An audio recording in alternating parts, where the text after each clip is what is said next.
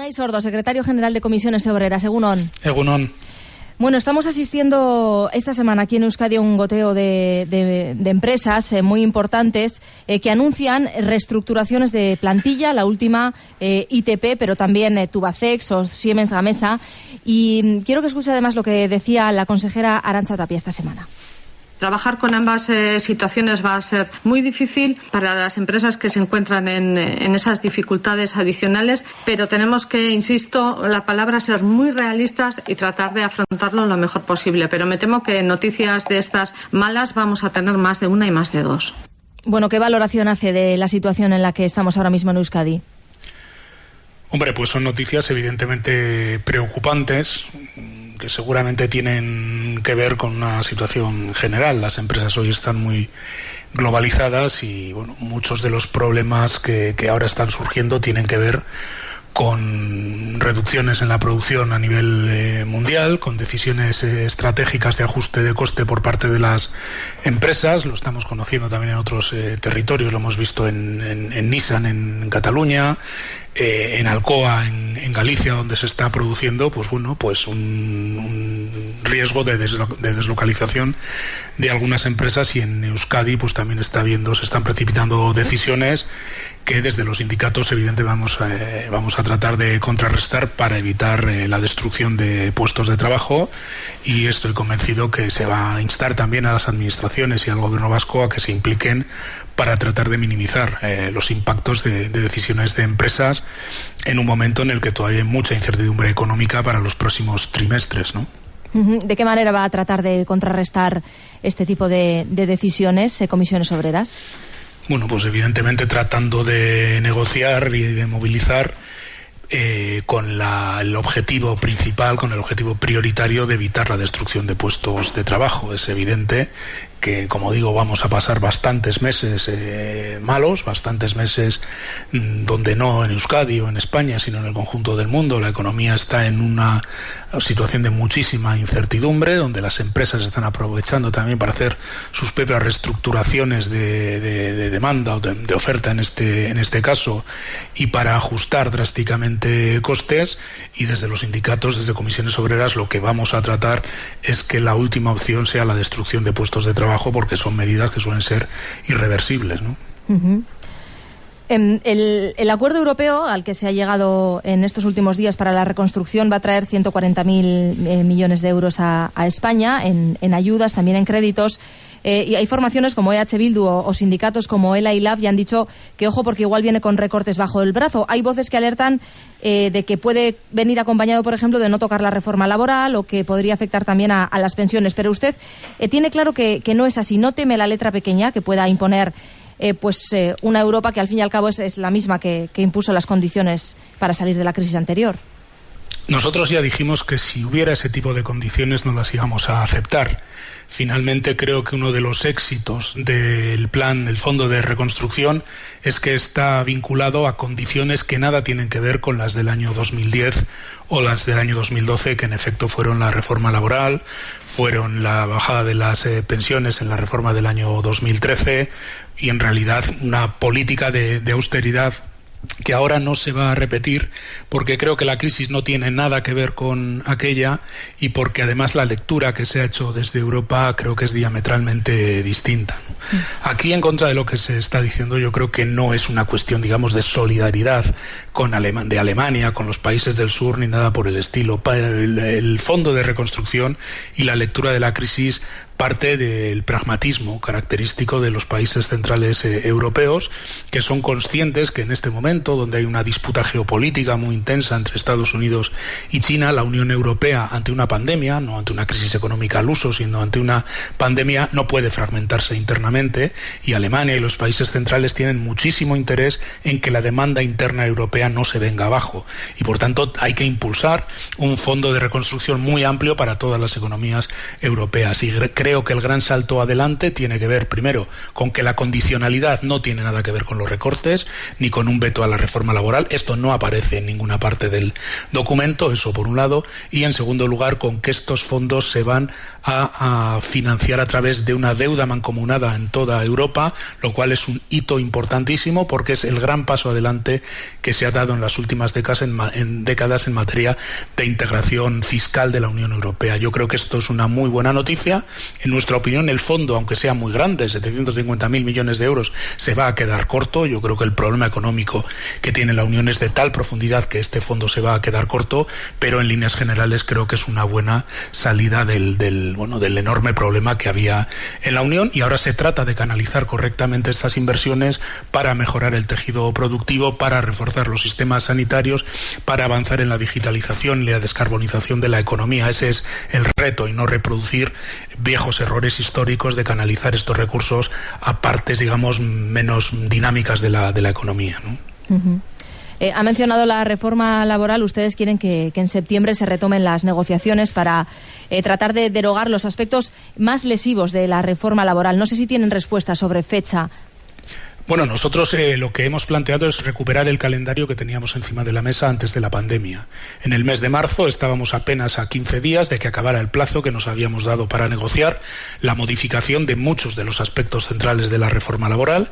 Creo que hay que recuperar esos documentos y esas materias de negociación, y creo que en un medio plazo hay que abordar otra serie de cuestiones que hemos apuntado en el acuerdo que el otro día presentábamos en Moncloa para revisar con cierta profundidad el modelo de contratación y de despido que existe en España, mejorando lo que son las figuras de los ERTEs de flexibilidad interna para evitar los despidos cuando las empresas tienen problemas. Esto seguramente llevará un poco más de tiempo negociarlo, pero en efecto en septiembre hay que abordar esos aspectos centrales de la reforma laboral, porque el riesgo, si no, de que haya una devaluación salarial en otoño en España, creo que es altísimo, ¿no? Y creo que no se sostiene la preferencia aplicativa de los convenios de empresa que pueden bajar los salarios sin causa económico, no se sostiene las condiciones de subcontratación que tiene este país, no se sostiene el riesgo de desaparición de los convenios por la caída de la ultraactividad, no se sostiene que los empresarios puedan unilateralmente prácticamente dejar de aplicar las condiciones de trabajo. Todo esto hay que abordarlo, y desde luego para Comisiones Obreras son materias que no vamos a renunciar a su modificación en profundidad inmediatamente. Uh-huh. ¿Por qué están apostando por derogar algunas partes, algunos aspectos de la reforma laboral y no toda ella? ¿Hay partes que se pueden salvar de la reforma? No, realmente estamos abogando por derogar el conjunto de aspectos de la reforma. Ya digo que una parte tiene que ser inmediatamente en septiembre, en nuestra opinión, y luego hay otras cuestiones que tienen que ver con la precariedad en la contratación o con el abaratamiento y la facilitación del despido que también introdujo la reforma laboral, que seguramente requieren un poco más de tiempo, porque hay que buscar fórmulas alternativas. Para Comisiones Obreras la cuestión no es derogar la reforma del año 2012 para volver a la del año 2010, a la que le hicimos una huelga general, ni es derogar la del 2010 para volver a la situación del 2009, donde en España había un 32% de temporalidad.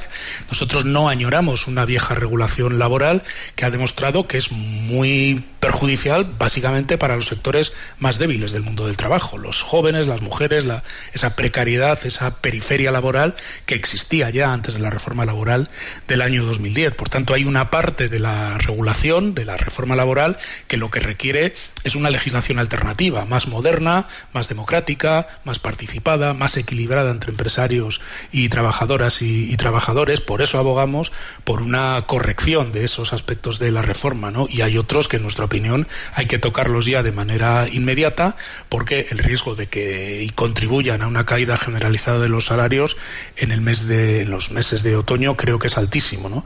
Pero claro que no renunciamos a modificar todos los aspectos de la reforma laboral que fueron lesivos, que insisto son prácticamente todos. Uh-huh.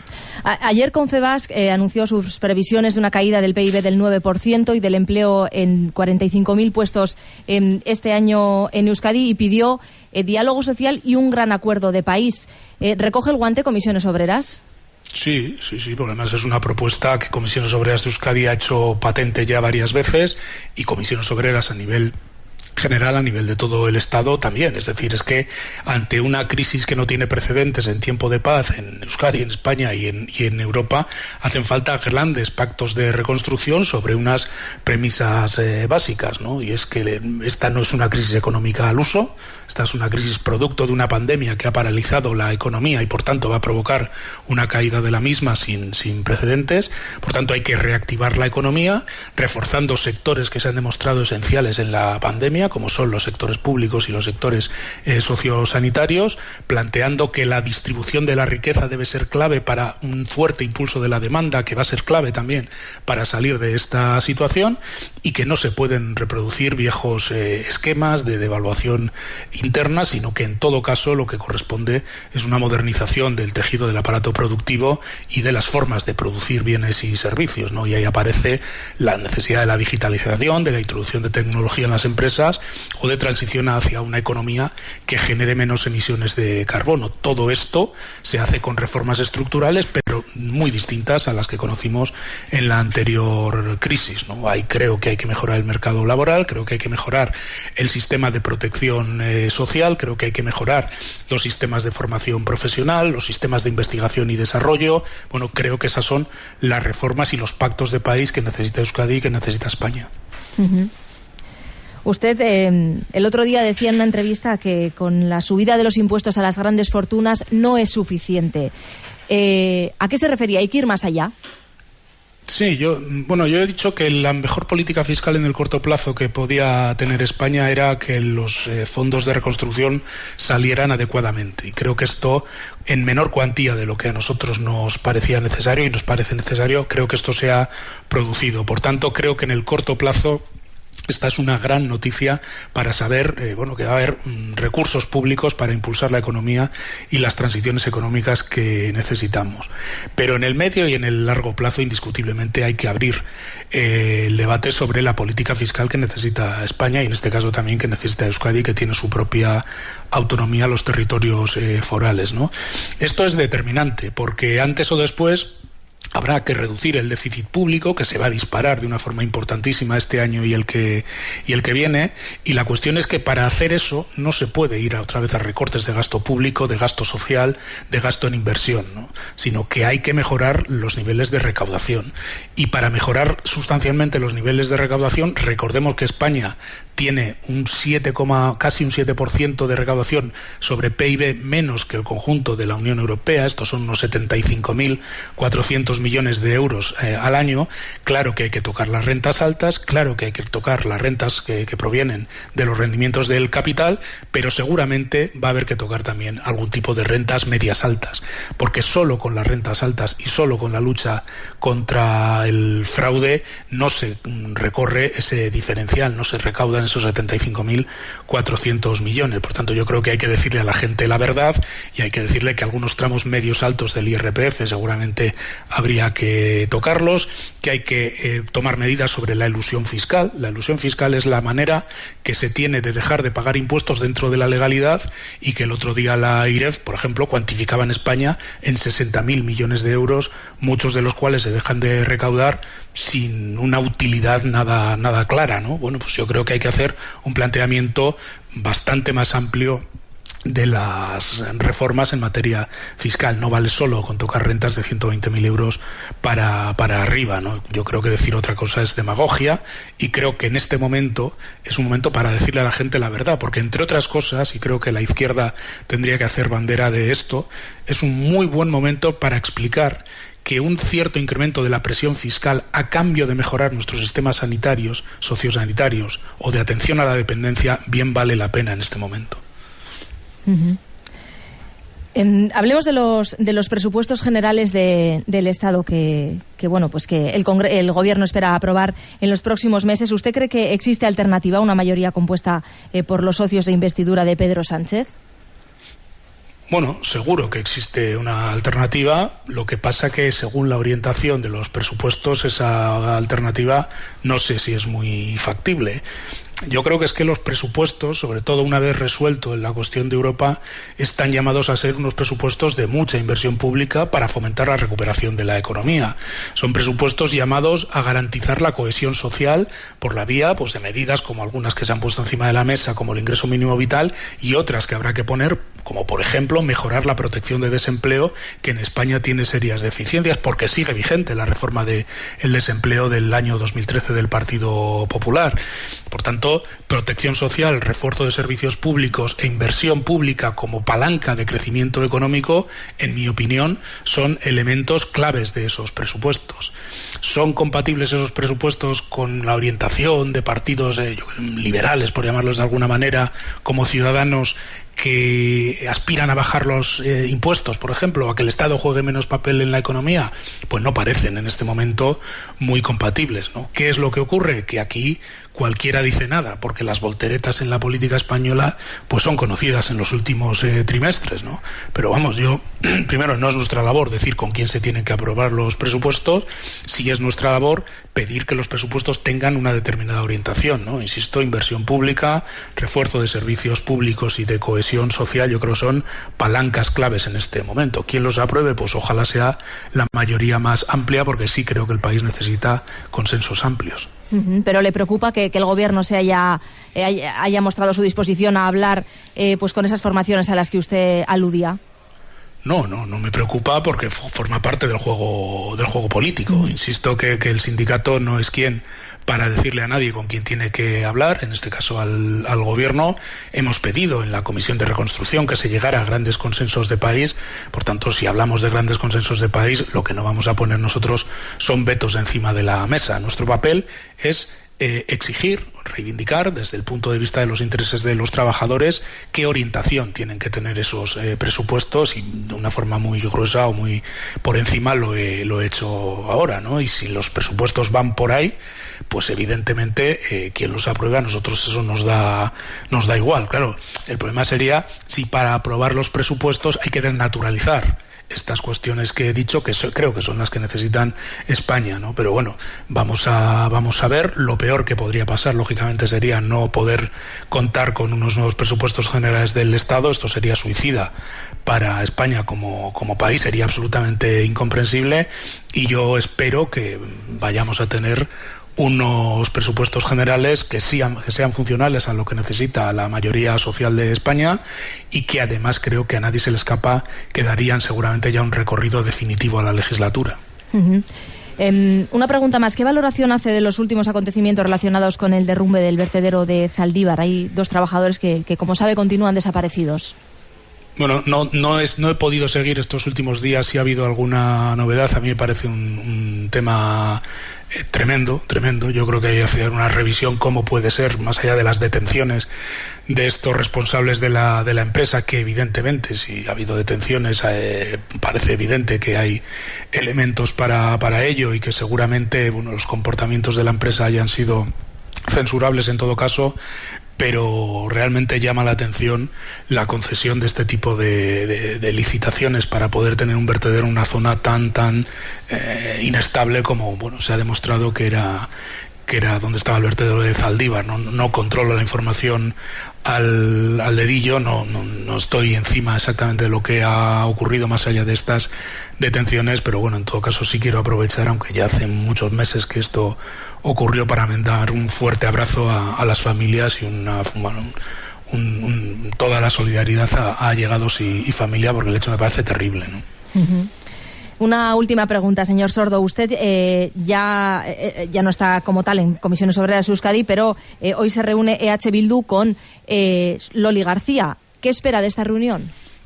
Bueno, yo creo que forman parte de la normalidad de relaciones que Comisiones Obreras de Euskadi desde hace bastante tiempo tiene ya con el conjunto de fuerzas políticas vascas, ¿no? Me imagino sé que es para contrastar un poco la situación política y social abierta después de las elecciones autonómicas.